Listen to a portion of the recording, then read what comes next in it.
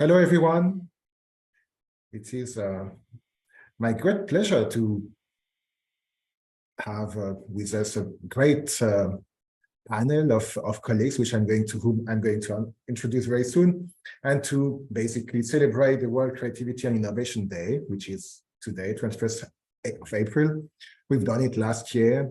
We hope to do it next year, and we hope that all of you are going to celebrate it with us every single day of the year. Indeed, we work a lot on this topic at the OECD. We currently have three big projects that touch on creativity.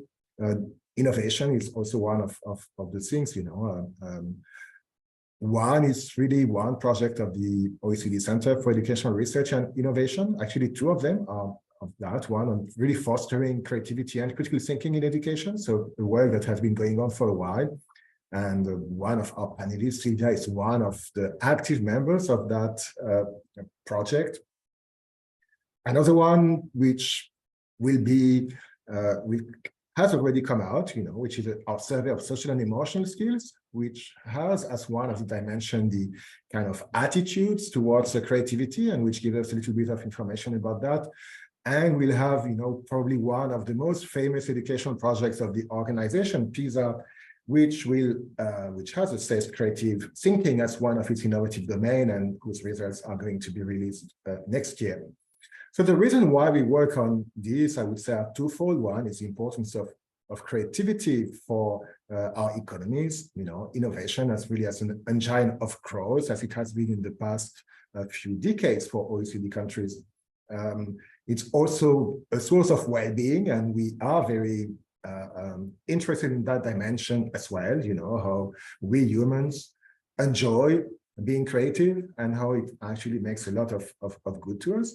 But the last aspect is really that most of the OECD countries have shifted towards competency-based curricula, and they have, I would say, as one of the dimensions, learning outcome that they want students to acquire creativity, alongside critical thinking, communication, collaboration, and a few other things. And this is also one of the dimensions of the OECD Learning Compass, which actually provides some of the ideas of what a good curriculum should look like today. So it's really my pleasure to have with us Mitchel Resnick as for the first introduction, who is the author of and big promoter of creativity, the author of Lifelong Kindergarten. So you can see just in the title how the play and the creativity of it. And Mitch is the Lego Peppers Professor of Learning Research at the MIT Media Lab in the United States.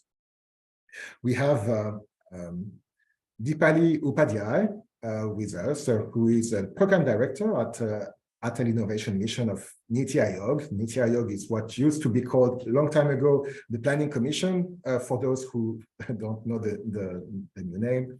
And last but not least, Sylvia Nemes, who is the managing director of TTUDOC, the Center for Knowledge Management and Educational Research in Hungary, and who was one of the coordinators of the school network that participated in the OECD survey project on creativity and critical thinking. So thank you for joining us and for sharing your thoughts with everyone today. And so let's start, this is today's World Creativity and Innovation Day. So why do you think it's important for the young people to be able to be creative, use their imagination, and do that while they are in school, or higher education? So Mitch, perhaps we can start with you. Your work has you've put forward this concept of lifelong kindergarten. And so what do you mean by that? And can you tell us a little bit more? Well, again, thanks for inviting me, Stefan. And it's great to see in the chat people joining from all over the world. So it's great to be part of this conversation, which I think is such an important conversation. In my work, I've always been inspired by the way children learn in kindergarten. When if you think of the traditional kindergarten, children are playfully creating things in collaboration with one another, whether it's putting blocks together into a tower or making pictures with finger paints and crayons. And in the process, they learn a lot of particular concepts like structures and stability when they build towers. But even more important, they're learning about the creative process, how to start with an idea, to create something, to experiment with it, to work together with others.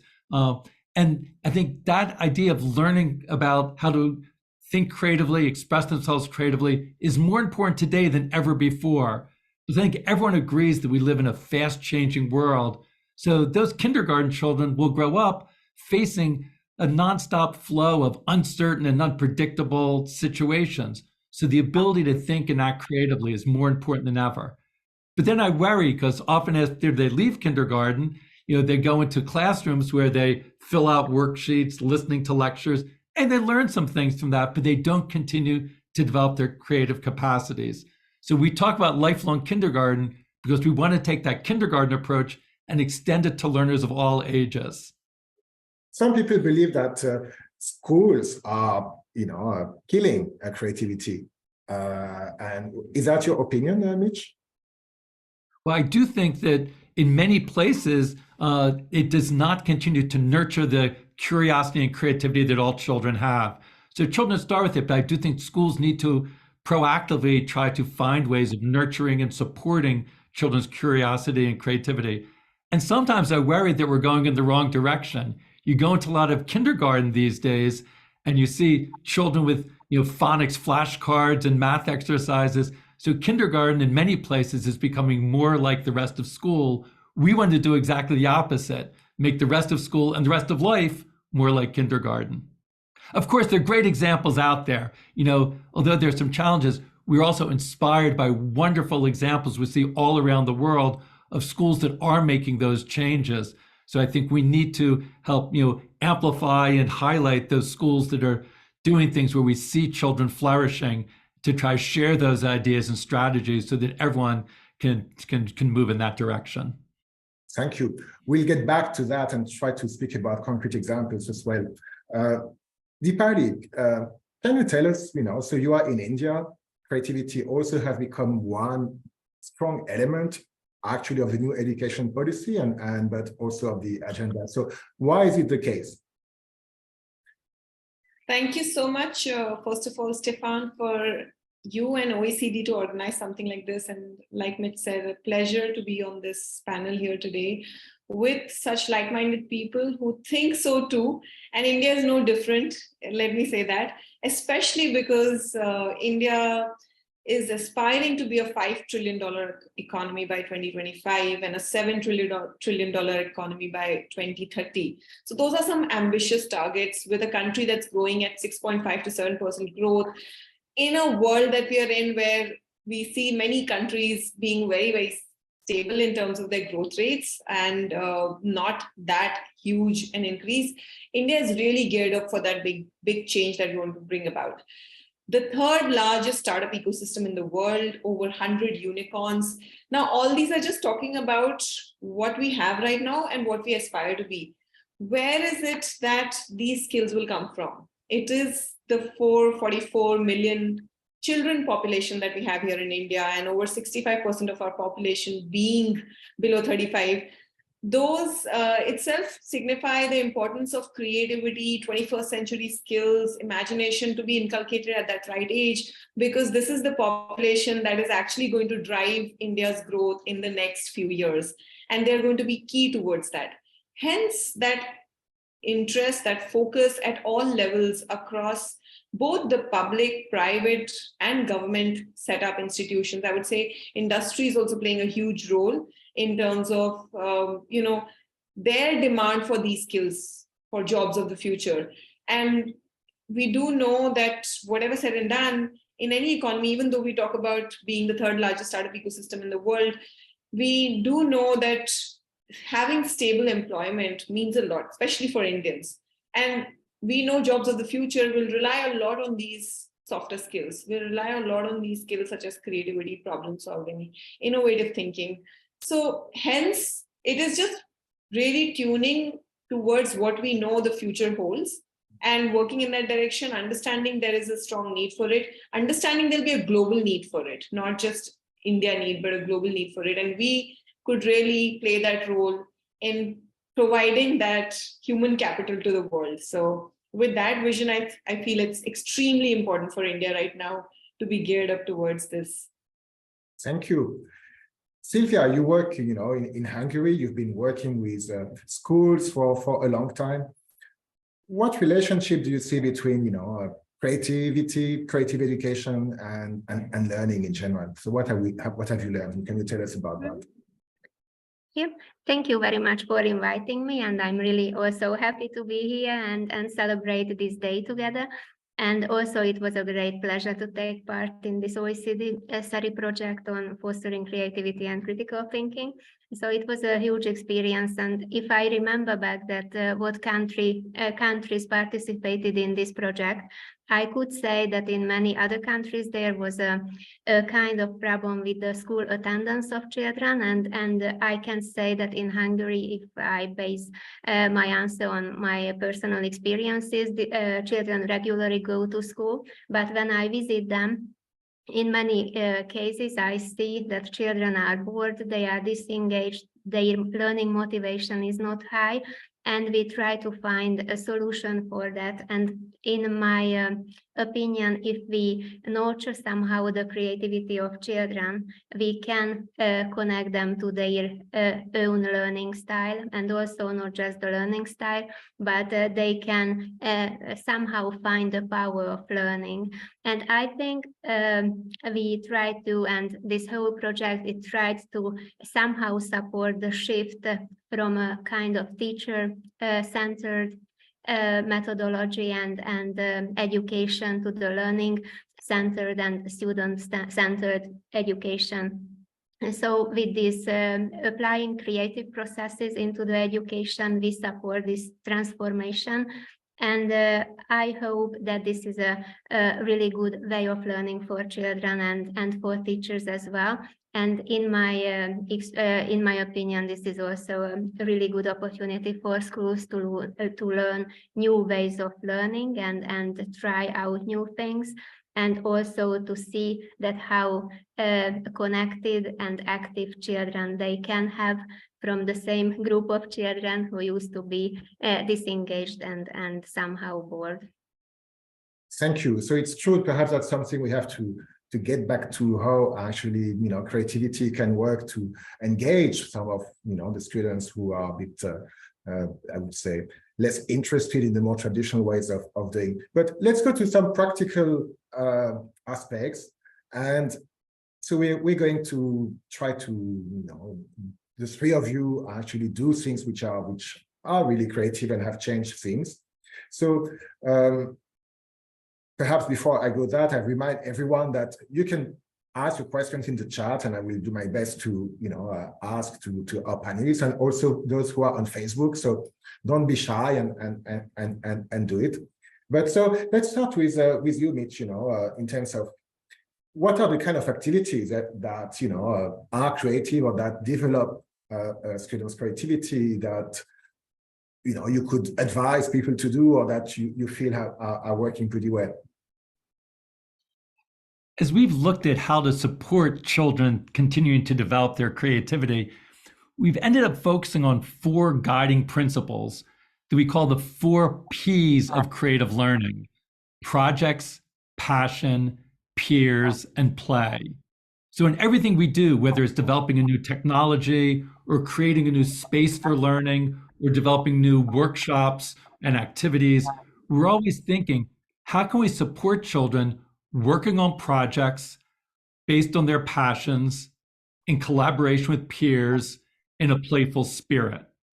So everything we do, we're always keeping those in mind. It's like one example, when we were developing new technologies, like we developed on the computer some software known as Scratch, which is a programming language that actually just passed a milestone. It's been used by more than 100 million children around the world. So it's used everywhere around the world.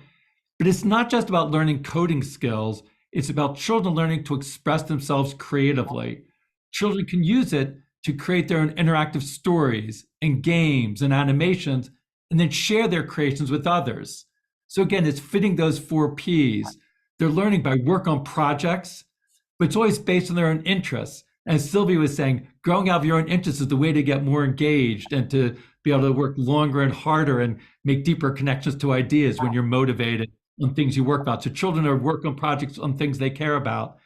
They share their projects with others, with peers. And in that way, they can learn with and from others, to get inspiration from others, to get feedback on their projects. And they do it in a playful spirit. And when I say play, I don't just mean laughing and having fun. When we talk about playfulness, we mean trying new things, experimenting, testing the boundaries. So we designed the tool to make sure that children can easily try new things. And if things go wrong, they can make changes and try it again.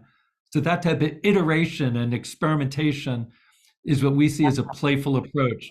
So again, we're so excited to give children those opportunities to go through the 4 Ps: project, passion, peers, and play. And we find that's the best way to support them developing their creative abilities. So can you give us one example of, for example, project that you feel really, exemplifies what you just said, and what do you learn? Because of course there is always this idea that when you play, you are not actually really, you may be passionate, but perhaps you're not learning something. So give us one of the interesting Scratch examples. What does it look like when people express themselves through coding? Here's an example from a girl in South Africa. And she'd been introduced to Scratch in school, but then she got really interested in it, and she started working on her own stories in Scratch, making stories and collaborating with others. And she worked on one project that she called Color Divide. It was about a fictional, country where everybody was, given a different color based on their different abilities.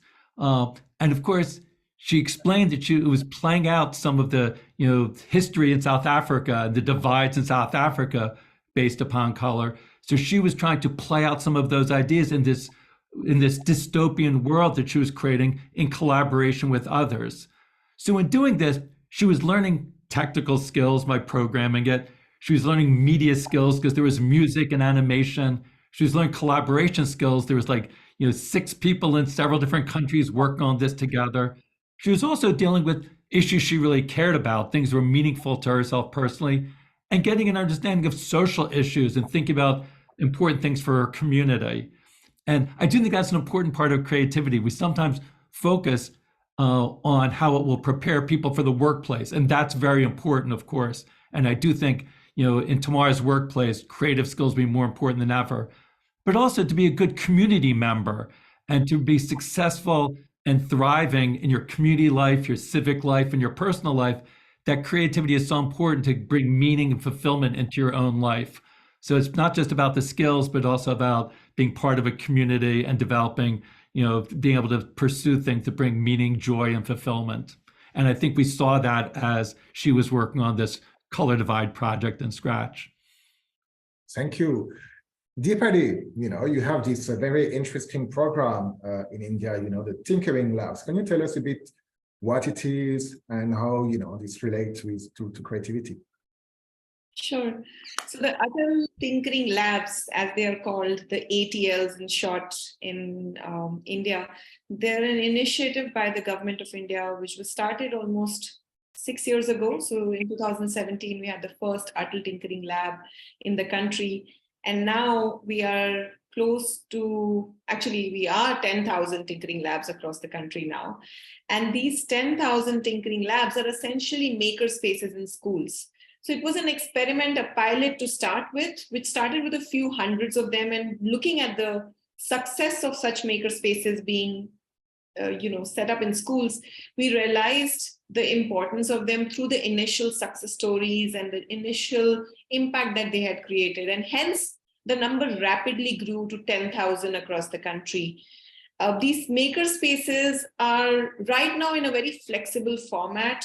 They're not a part of the school curriculum. They're not a place where you force or mandate students to get into. It's a pull factor really right now, where these spaces are made in a very flexible manner. They have modular furniture, they have 3D printer, they have STEM kits, AI, IoT kits, they have robotics kits, they have mechanical tools, they have a soldering station and electrical tools, sensors, etc. So it's just encouraging children to actually learn by making things, learn by doing things, not really rote learning, which is the concept with which the education policy and the curriculum framework has been in India for many years. But now with the new education policy and with the Tinkering Labs program taking that sort of a lead in that area, it has changed those dynamics. And we've seen that not just these tinkering labs being spaces where children learn new concepts or innovate, but they've also developed a lot of soft skills through this journey, because they learn softer skills like teamwork, because they typically work in teams to think about, first of all, identify a problem statement. Mitch just mentioned that, this is important for us to be good citizens to start with, really being a good community member. So these students at that age have started understanding community issues, problem statements, identifying them, and a problem solving attitude, and creating solutions for those problems, not just being people who complain about them, but actually who innovate and think of solving them. We've also seen that through these programs, students have developed higher level of empathy, they've developed higher level of communication skills, confidence, and it goes on, the list of such, softer skills that get developed. They also learn a lot of 21st century skills and technical skills, because through this journey, these are not just physical maker spaces. Infrastructure is actually a small part of this entire Tinkering Labs program. A larger part of it is the ecosystem that is built around it, developed around it, which is the support system that really enables these tinkering labs to actually explore their full potential when it comes to training and capacity building for these teachers, be it the various platforms and opportunities that are given to these students. We handpick students every year, thousands of students who go through intensive handholding and mentoring programs to take their ideas and innovations forward. We also help these students connect with industries, startup mentors who actually guide them in this journey ahead. So in a way, it starts with tinkering, but the journey goes on until there are success stories and instances where students have actually graduated out of the tinkering lab, but now have their own startups, now have patents to their name. And this all started with just tinkering, but I'm not saying that's important. It's just an outcome of it that happens to be there. But even without that, the whole idea around these tinkering labs was that we inculcate a mindset towards innovation and entrepreneurship skills among school students in India. And I think in that sense, a lot of such positive stories come up through these tinkering labs. I'll pause if you have anything to ask. Deepali, why was it done as an extracurricular activity rather than as part of the curriculum? Especially, you have a new education policy that actually recognizes creativity as one of the important outcomes of education. Was it more convenient? Can you tell us a bit more about that? Sure. I'm glad you asked that question, because this is really the question we're really trying to answer at this point in time and deliberating on it. In fact, we've been doing that for many years, since the time the program started. Initially, it was a very conscious effort to not make it a part of the curriculum. The reason being, the whole idea of creativity gets lost. I think someone just said, was it Sylvie or Mitch? Someone said that, if you make it a part of curriculum and you really try to box innovation and creativity, then you've lost the whole purpose and objective behind it. So that's the reason we purposefully did not make it a part of the curriculum. Also, it was in that experimentation phase where we were really understanding what's the best template, how does this work, what does it really need as inputs to really get what we're trying to achieve here. So a lot of that took place in the last few years, and now we're at a stage where we feel, and we still feel that, it has to have its flexibility in order to, continue to be that space where children can be creative. We might kill creativity if we actually box it into the curriculum framework. But having said that, there are elements of it that could integrate with the curriculum. And for that, we've actually made some recent efforts where we have a board of school education, the Central Board of School Education. And with that board in India, we have actually come up with a few integration points of where tinkering and AI can be merged or integrated into the normal curriculum of the classes from grade 6 to grade 10 by really literally writing those lesson plans and finding those integration points on how you could actually tinker with this concept to learn it better, how you could actually apply AI to this concept to understand the concepts of artificial intelligence better. So such work is going on, and we plan to undertake more of that in the next phase. But having said that, we will still continue for the Adult Tinkering Labs to be in a slightly more flexible space, not be a part of the full-fledged formal curriculum where it gets graded, it is it is evaluated, because we feel that's not how innovation and creativity should be seen. Well, that's it is interesting because there are really two different possible approaches, which is one, to have things more kind of at the margin, with, for example, these fab labs, the design thinking workshops, etc. But another way to think about it is also how we can empower all the teachers to make the teaching of the subjects more creative, and give everyone the responsibility to actually develop the students' creativity and make sure that while you learn about chemistry, language, whatever, you are also actually developing your creativity, and in a play, or you teach in a playful way, etc. Sylvia, this is one of the things that you've been working with teachers with, trying to do that as part of the regular, I would say, curriculum, in some ways changing the practices. So can you tell us a bit how you've approached that question, and what, usually speaking, you feel are the difficulties or the challenges for teachers when they try to do that? I have to say that I'm impressed by Deepali's numbers, so I can't say such numbers what she mentioned just before. So in our case, but so as we haven't, I haven't said it before, but T2Doc is an independent organization. So we follow the model of Creative Partnerships program since 2014. So we have nearly 10 years experience in delivering, implementing, and planning this project. And also we focus on, we call it art of learning, when by creativity we try to develop the executive functions of children as well.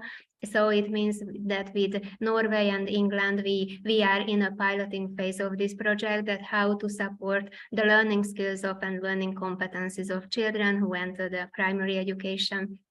But going back to this creative partnerships model, so it's a bit different from the previous two programs which were described, because we invite creative professionals to the school and to the learning process, and we ask them to take part in planning and delivering and reflecting on the process with children and teachers. So we somehow believe in the mentoring help given to the class, which takes part in this program, and if it works well, then this is a sustainable program. So we don't say it and we don't refer it to it as a project, rather to say that a program which a school somehow thinks that for a long period they will be occupied with, they try to learn it, they try it with several teachers, with several classrooms, and if it works, then they continue without creative professionals. So somehow this OECD project and creative partnership approach meets in that point, that we tried to implement the experiences with working with creative professionals to this OECD project without having mentors like creative practitioners. So our concept is, our program is based on the concept of creative habits of mind, and it's very close to what Mitchel mentioned, these 4 Ps. We call it the main building blocks of creativity. I hope this sound is going over. And this concept was invented by Bill Lucas and Alan Spencer more than 10 years ago. And these building blocks of creativity can be, or we call them as creative habits of mind and the building blocks of creative learning. And it means that how to be inquisitive, how to be persistent, how to be imaginative, disciplined, and collaborative. And if we say that creativity is having these very concrete elements, and also these elements can be subdivided into smaller parts as well, then somehow for teachers to understand that why is it possible to nurture creativity in a classroom setting, and how can it be a kind of program for a whole academic year, it is much more feasible.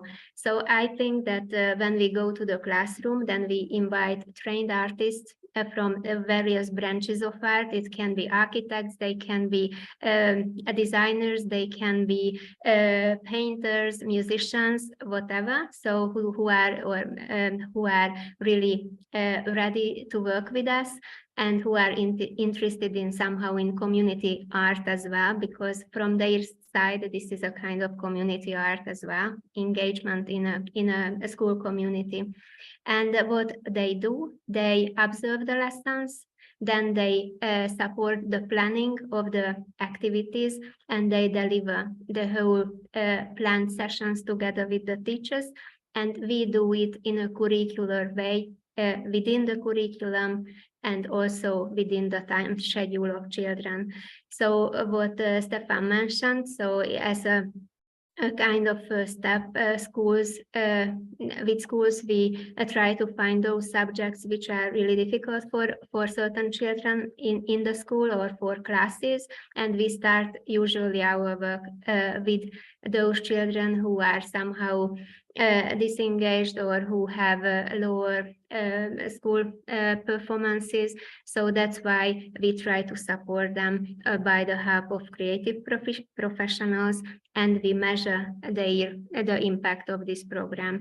It means that with control groups, we try to follow the school achievement of children and performance. So we have input and output measures, and we compare the children's performance in the pilot year, after the pilot year, and we compare with the control groups their attainment and performance as well. Thank you. One question is about time, and that's one of the questions that came up in the chat. You know, someone said that it takes more time to actually try to these kind of approaches for teachers. You know, doing the projects or helping students to find a passion. Or so, what is your experience with that, with the teachers you've been working with? I agree with this comment. So that's why we focus on the long-term relationship between creative practitioners and schools. And we think that at least when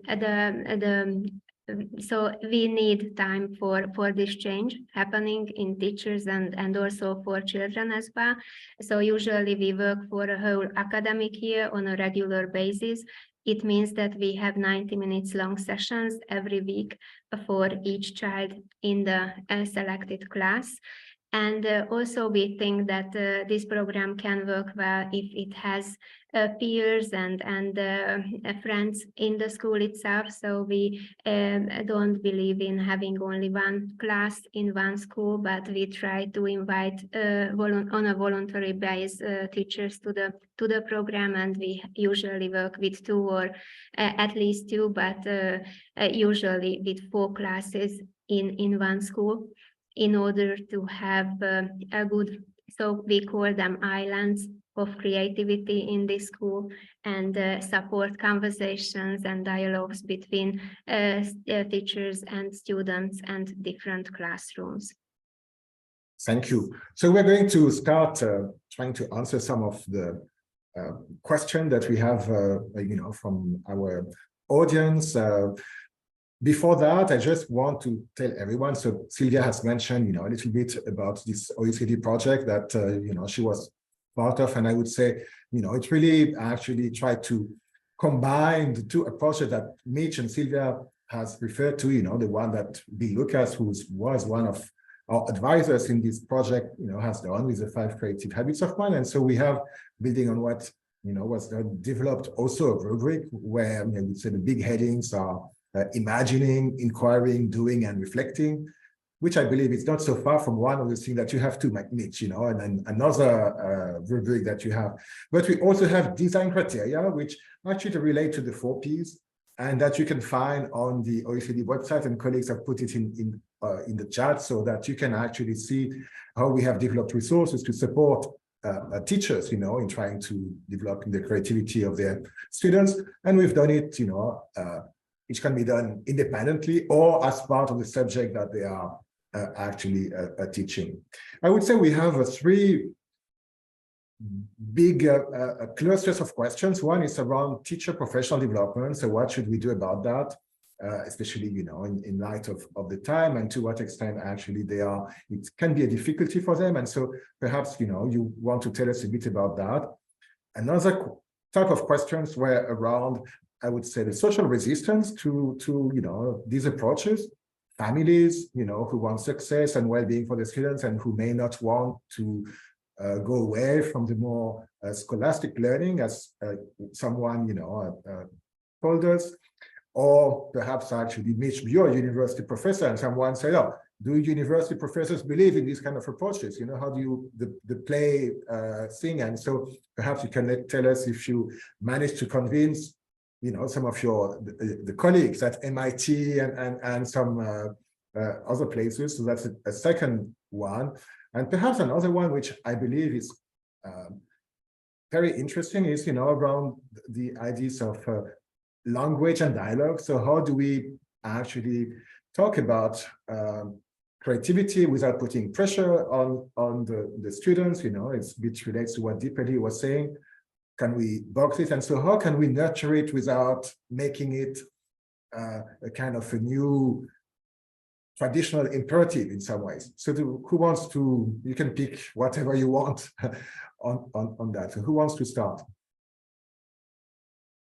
If I may, I would start with this a professional development question, because somehow it can be connected to the previous question we were talking about.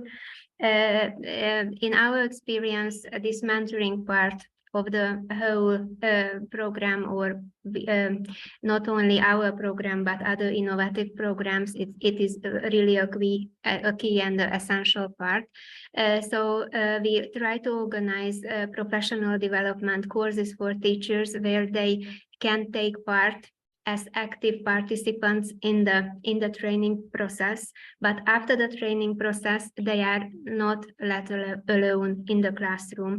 And I think that this is really important, that when they go back to their own classroom, there should be someone on a regular basis who, together with the teacher and together with the assistant of the teacher, they support them to try this new method and new methodology.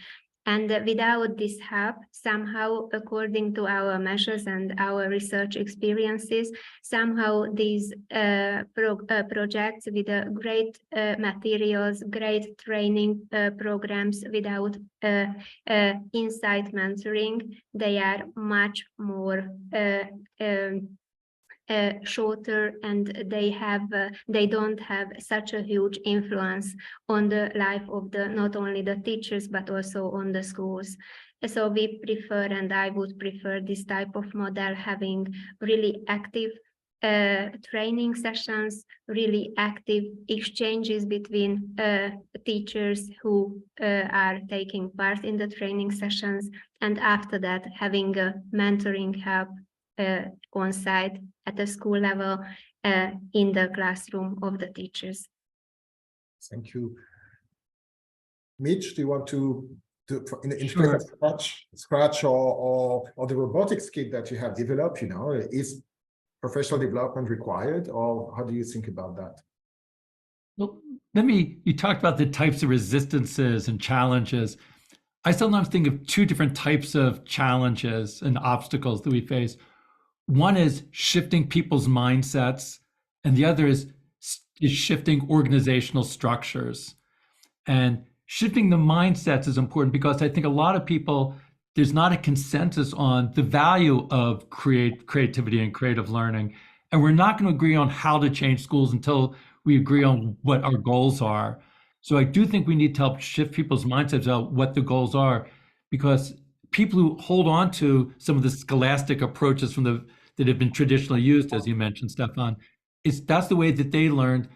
But a lot of times the things that we learned are not preparing for today's societies. We have to help people understand and shift mindsets about the goals of education, and then to shift about the approaches, about the importance of building on interests and doing project-based, interest-driven, collaborative approaches.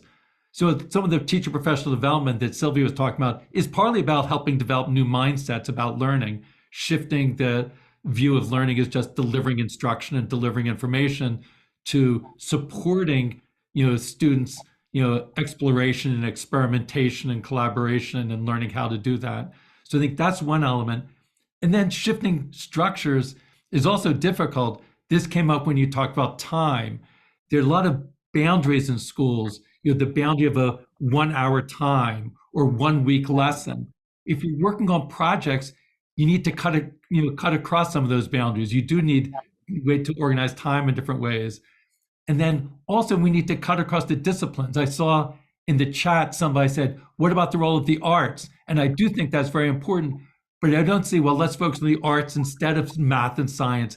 We need to blend them together. I do think in the projects we've done, we try to do it so that children often come with interest in art and music, but they can then use that to build upon that and to learn many other things. So, but breaking down boundaries between disciplines is not easy organizationally. So shifting mindsets and shifting structures are both difficult. I sometimes say that I'm a short-term pessimist, long-term optimist, because I know it's hard to change these things. We shouldn't expect it to happen overnight. But I'm a long-term optimist because I know that this is the best way to help young people thrive in tomorrow's world. So I do think these things will change over time, but it's going to require all of us working together to try to help bring about those changes. So Mitch, you work in one of the most prestigious universities in the world.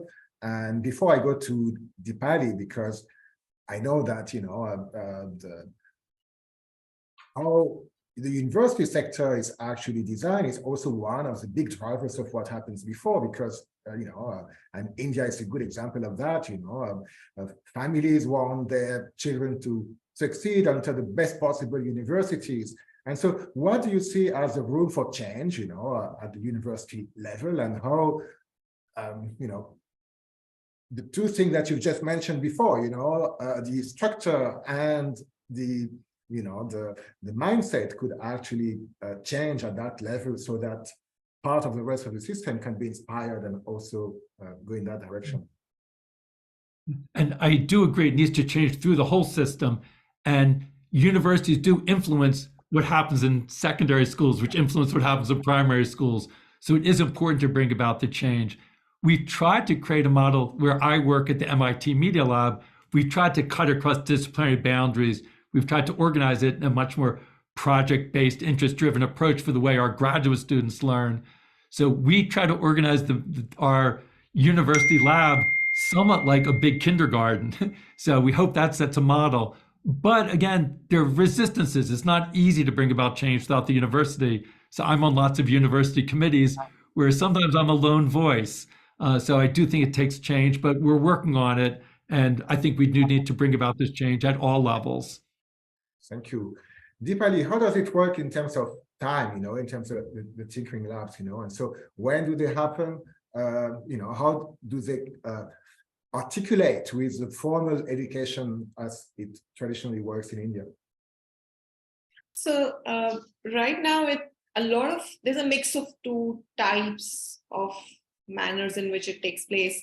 There is one camp or category of schools where the labs are open all the time for the students, and anytime a student wants to tinker or work on a project, it's absolutely accessible, not just to the students of that particular school, but also to students in the community. They encourage that. So a lot of schools are moving in that direction.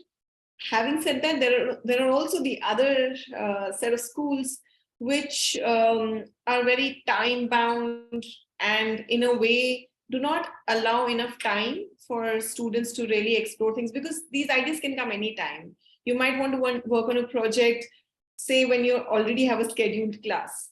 So, that sort of flexibility doesn't exist. And we're trying to hence bring in that into the curriculum itself so that it's not seen as something separate, but it is how you learn. So it becomes a pedagogy rather than a space itself where you actually go and tinker, but actually your classrooms become tinkering labs. That's where a vision is. This is just an experiment where we wanted to show what is possible when you actually let students be in this free space, be more inquisitive, learn things not just by being told what it is, but by exploring it themselves. And now we've reached a stage where we actually feel that with the success of these tinkering labs, we want to make classrooms tinkering labs. So all classrooms in all schools should actually operate like a tinkering lab. You don't need to go to a separate space. So time should not be a constraint if we move to that phase where we want to be. There's a long journey. Mitch comes from a culture, and I would say even Sylvia for that matter, where the mindset is still more towards these methods, being more exploratory, being more diverse when it comes to careers or life choices that children make or parents expect them to make. In India, it's still more traditional right now. The more safe, secure employment options are still preferred. So that mindset switch can only happen if, like you said rightly, Stefan, if universities and the entire system beyond that could actually be also transformed in that manner. Because right now, we've seen that with tinkering lab students that, even some of them who are very interested and they have the right support system, the right encouragement from parents, teachers, mentors, but there are limited options for them to pursue beyond school. What do you really do beyond school is not very easy and understandable, and that network or that pathway is not built in a very clear manner. And that's some work for us to do, to figure out how we could actually build those pathways, how we could build those forward linkages for students to see that journey beyond schools as well.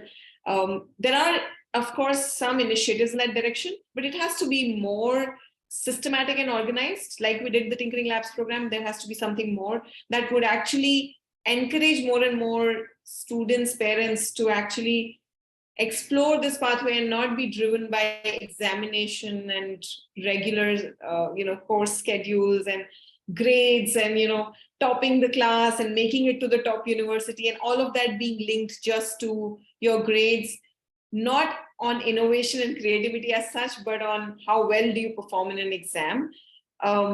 We know that there are some universities that are bringing about that change, but it's not at a very large scale.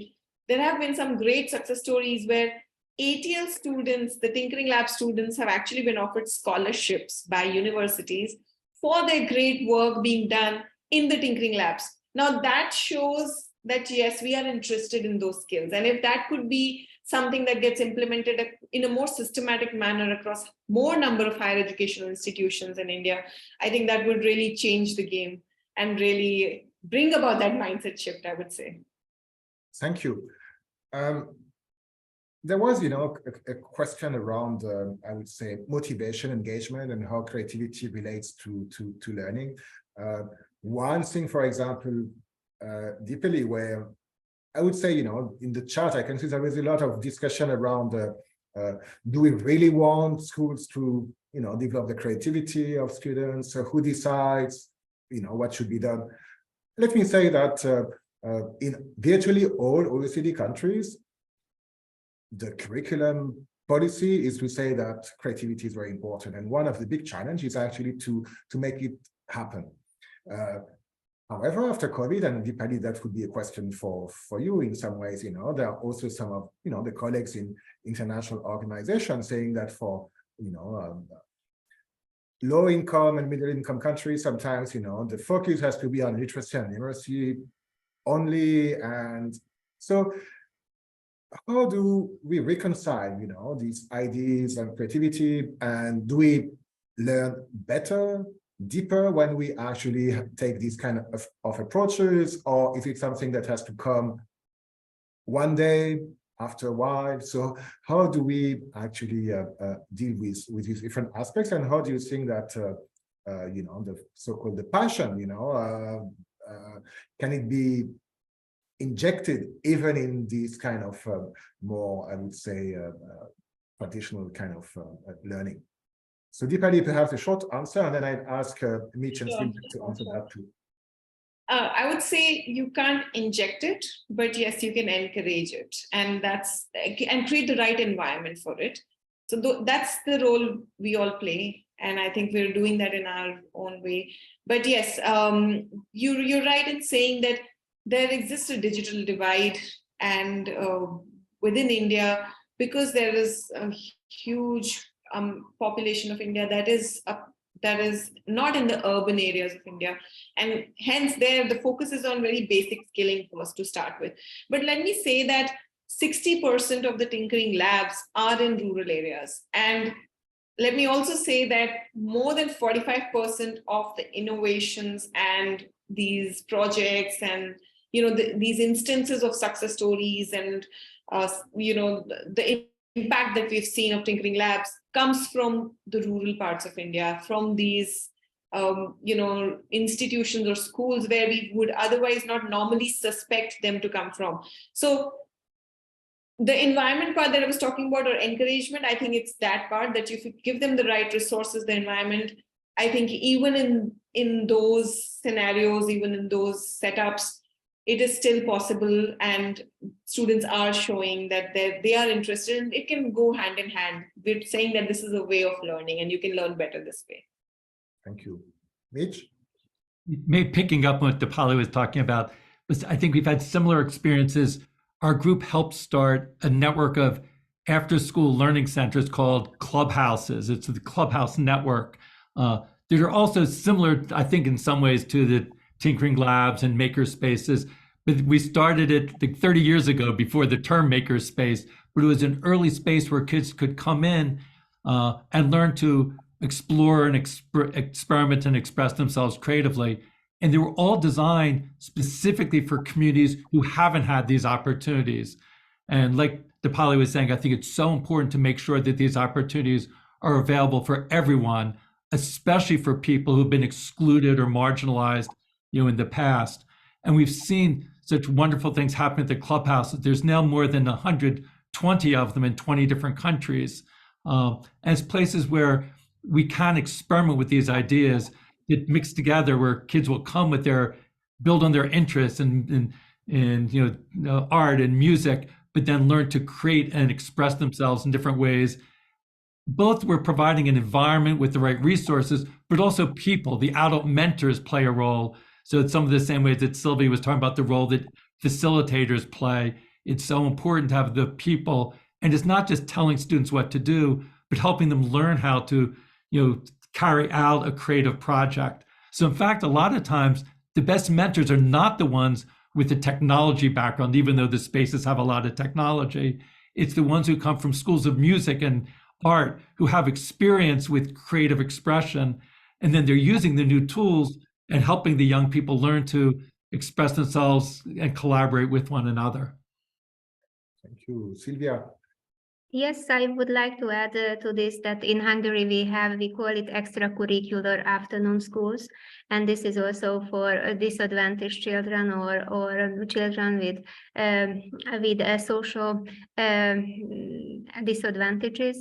But in our case, we also work with so-called we call it heterogeneous schools, so that there is a mixture of children from with different backgrounds. And we have this experience that in creative education, and when we tried these rubrics, for example, these OECD rubrics, and we, by the help of these rubrics, we changed the mindset of teachers, and the kind of language started, they started to talk a language of creativity, and it was just a really nice thing to see. And after half a year in this form of this type of education, the whole child is engaged in the learning experience, and not only aspects of their mental processes, but their bodies, their emotions, and their social skills are somehow accepted and developed. And when we measure that what kind of impact this whole engagement has on their school achievement, then we can have a positive results. And I think that this is really important, that not only the self-image, the self-esteem, and the social competencies and 21st century skills are created and developed, but also the reading level, the mastery of certain concepts and areas in mathematics, for example, or competency fields and areas are also measurably developed, and this is the consequence of working with creative pedagogy at schools. Thank you. So we are reaching the end of our webinar, but so I will ask you to think about one takeaway for our audience, that thing that you would want them to take with them out of the webinar. But I have a very quick question for Mitch before, and it's about generative AI. So we've been talking about GPT-4, ChatGPT, etc. all the time. Is it a threat to creativity in school, or is it actually something that will help to develop it? Well, obviously, there's a lot of discussion around it these days. I see it as both a threat and an opportunity. To be honest, I'm somewhat discouraged by the ways that AI is currently being used in schools. I feel oftentimes it's used in schools in ways that takes away from students' choice and leaving them in less control of the learning process. And I think learner agency is so important for motivation and for students to develop the type of independence and creativity that they need to succeed in today's world. But it doesn't have to be that way. I do think the new generation of AI tools could be used in ways that do support creative learning experiences if we support them and let the children have more choice and control over the process. So the same way that children use other tools when they need something, they look a book or talk to a friend or search something online, there should be ways that they could use AI tools just as another resource. So if we put it in the control of teachers and students to use it as one of the resources and tools they have, I think it can be helpful. But the more that it's used to try to deliver information and instruction, even in a more personalized way, I think it's going to, have a risk of impeding students' creativity rather than nurturing it. Thank you. So one word, we'll start with Deepali. The final celebration of this World Creativity and Innovation Day. What takeaway what is important, do you think? I think a more creative world with all our efforts together. Let's hope for that. Thank you. Sylvia? That I think that creativity can be an integral part of teaching, and we should rely on the creativity of children and unlock it. So this is my message. Thank you. Mitch? And for me, although today is World Creativity and Innovation Day, we should make sure it's not just a single day. What's most important is that we think about this and put it into practice all the days of the year. And what's most important is not just what ideas that we share today, but for all the people out there to think about how they can put these ideas into practice in their local contexts. Thank you. My name is Stéphane Vincent-Lancrin, and it was my pleasure to moderate this wonderful panel with Mitchel Resnick, Deepali Upadhyay, and Sylvia Nemeth. And there was a lot of calls for professional development. There are a lot of ideas that the OECD has developed, and you can find them on our webpage, related to creativity and critical thinking. A lot of resources to support teachers. And we hope that we will continue to celebrate every day until next year, but next year again. Have a great day, afternoon, or evening. And thank you so much, Mitch, Deepali, and Sylvia. Thank you. Thank you. Thank you.